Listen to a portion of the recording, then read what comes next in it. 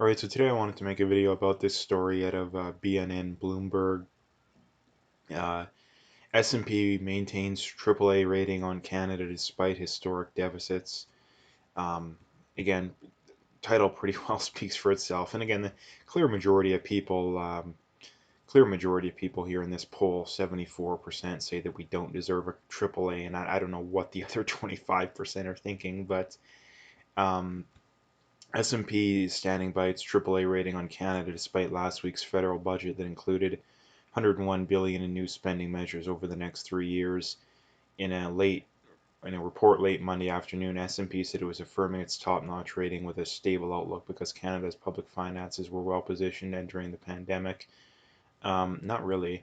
Enabling a strong policy response to contain its negative effects without weakening sovereign creditworthiness. The federal government is running historic budget deficits to mitigate the impact of on Canadians' economy or Canada's economy.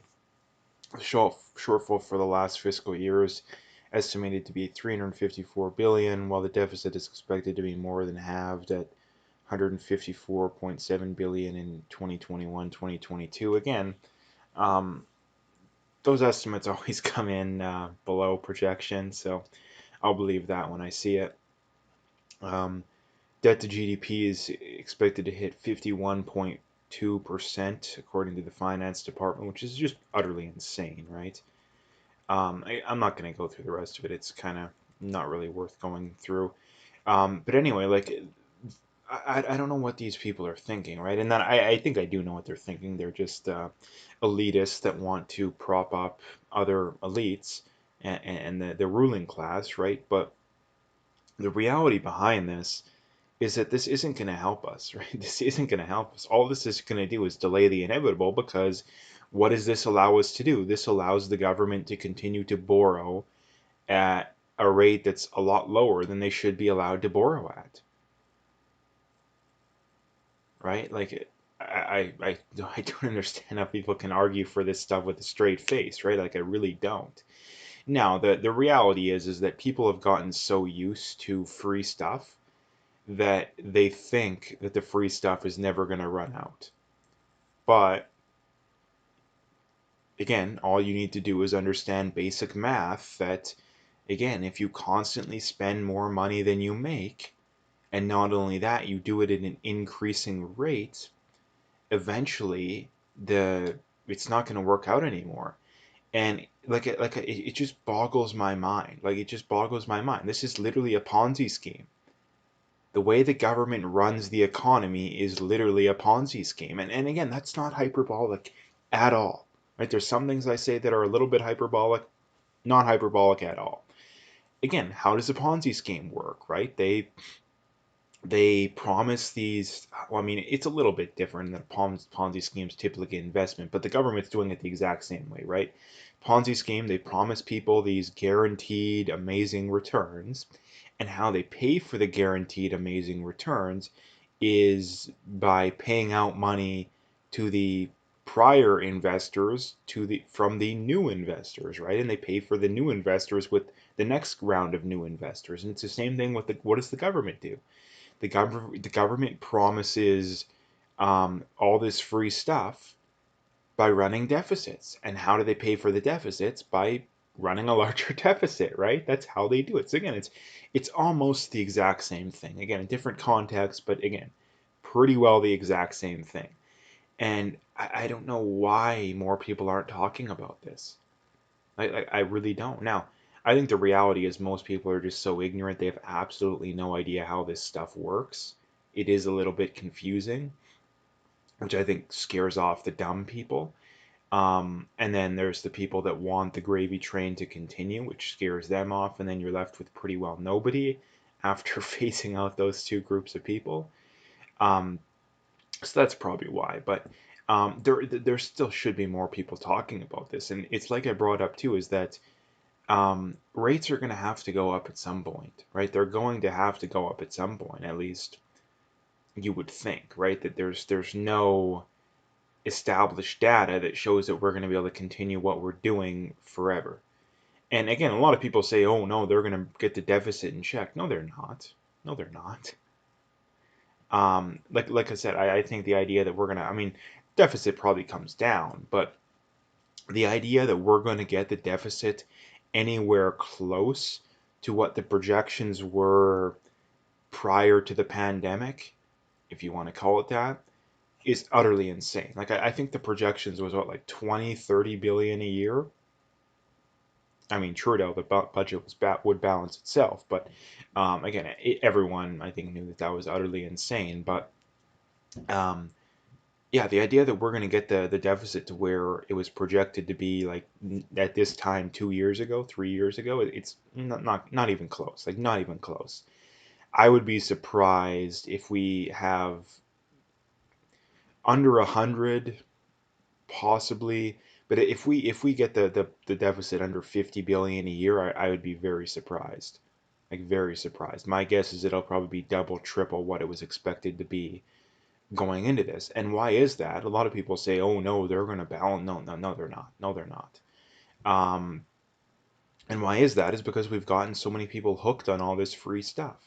We have a pretty good percentage of the population that thinks that it is realistic to completely shut down society or largely shut down society and just print money and give it to people so they can stay above water.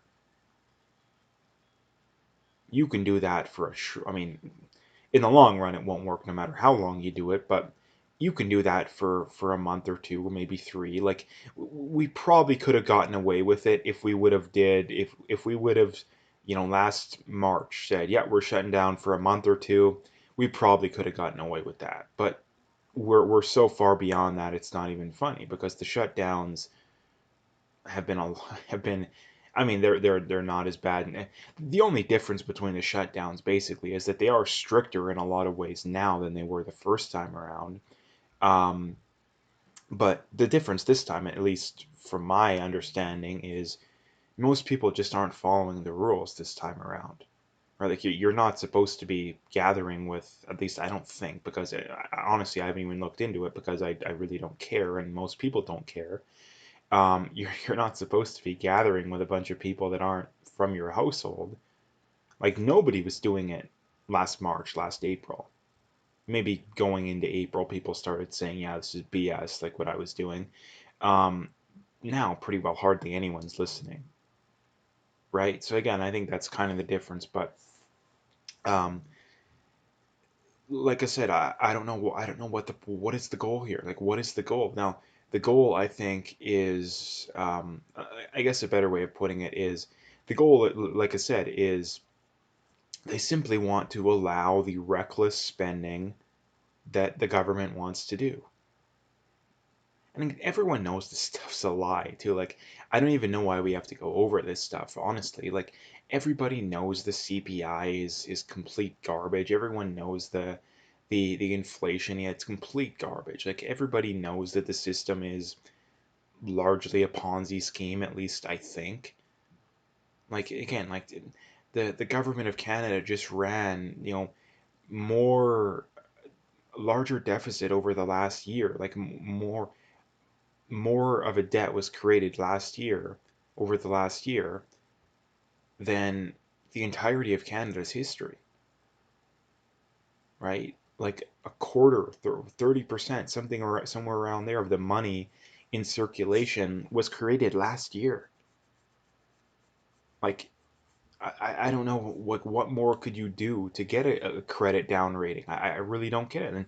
And this is the thing that I think shows that these people are insane as well, is that they don't really say what they would need to see to downgrade us. Like what would they need to see,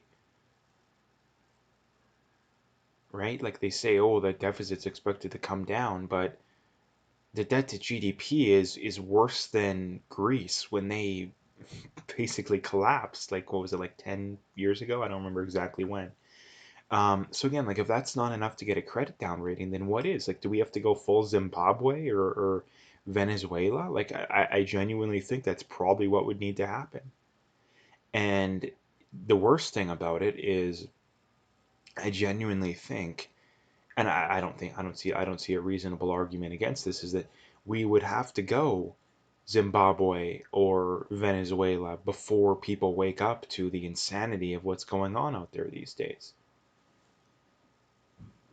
right? So, and again, people just have no idea what's going on with this. We have a very large percentage of the population that genuinely thinks that the only reason that people don't want to give you free healthcare is they want you dead, right? The only reason they don't want a massive welfare state is they hate the poor. Like, come on, like it's such insanity. It's not even funny, right? Like it's just complete and utter insanity, but it's only getting worse. Like it's only getting worse. So, uh, anyway, that's what I wanted to bring up today. If you liked the video, make sure you hit that like and subscribe if you haven't already. If you want to donate, you could do that as well. Again, I would very much appreciate whatever support I can get, but at the very least, just hit that like and subscribe and stay tuned for more.